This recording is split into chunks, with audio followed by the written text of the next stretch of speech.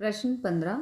नीचे दिए गए आयतों जिनमें उनके क्षेत्रफल दिए गए हैं में से प्रत्येक की लंबाई और चौड़ाई के लिए संभव व्यंजक दीजिए। ओके, तो हमें आयत का क्षेत्रफल दिया है 25a² माइनस 35a प्लस 12।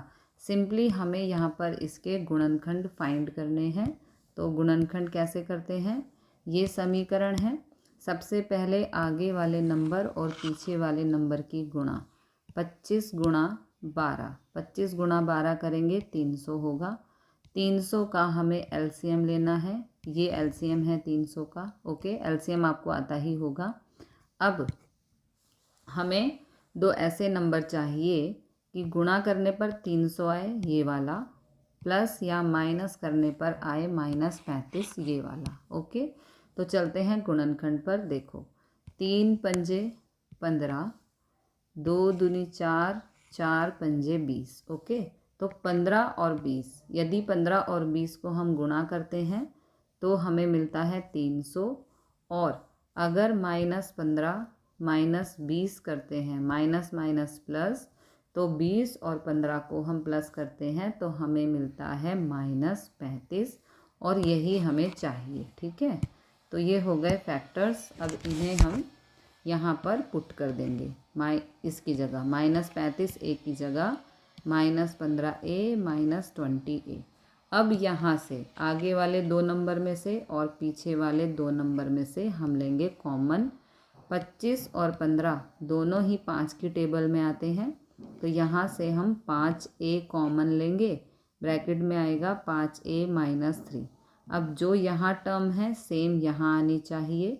अब 20 और 12 दोनों ही 4 की टेबल में आते हैं, तो 4 कॉमन लेंगे, अंदर बचेगा 5a -3। ओके, अब एक ब्रैकेट में 5a -4 लिख देंगे, और इन दोनों में से कोई भी एक ब्रैकेट पिक करके यहाँ पे लिख देंगे। ओके, तो अगर यदि लंबाई 5a -4 है तो चौड़ाई 5a -3, और यदि लंबाई 5a -3 है तो चौड़ाई 5a -4।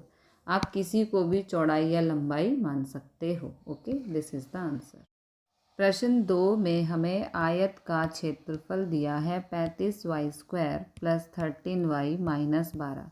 सबसे पहले इस समीकरण के हमें फैक्टर्स फाइंड करने होंगे। ओके, तो गुणनखंड फाइंड करने के लिए आगे वाले नंबर और पीछे वाले नंबर की करते हैं गुणा।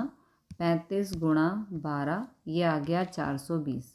अब इस 420 का एलसीएम लेना है, ये एलसीएम। ओके, अब हमें दो ऐसे नंबर चाहिए कि गुणा करने पर ये वाला 420 आए और प्लस या माइनस करने पर ये वाला 13 आए।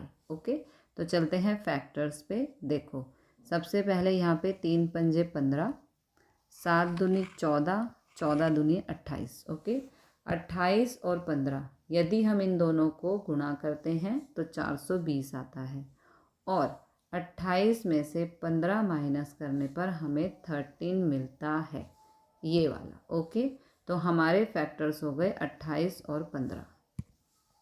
अब इनको यहाँ पर हम 13y की जगह पुट कर देंगे, 28y - 15y। ओके, अब इन दोनों में से हमें कुछ कॉमन लेना है और इन दोनों में से हमें कुछ कॉमन लेना है। 35 और 28 दोनों ही 7 की टेबल में आते हैं, तो यहाँ पर हम 7 कॉमन लेंगे, 7y, अंदर बचेगा 5y + 4।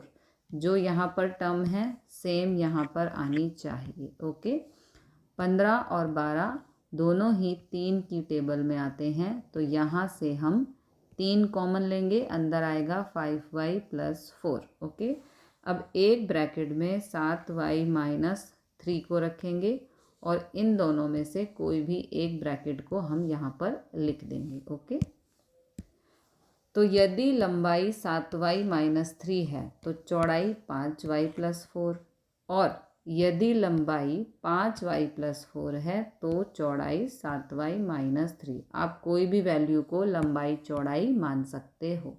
This is the answer.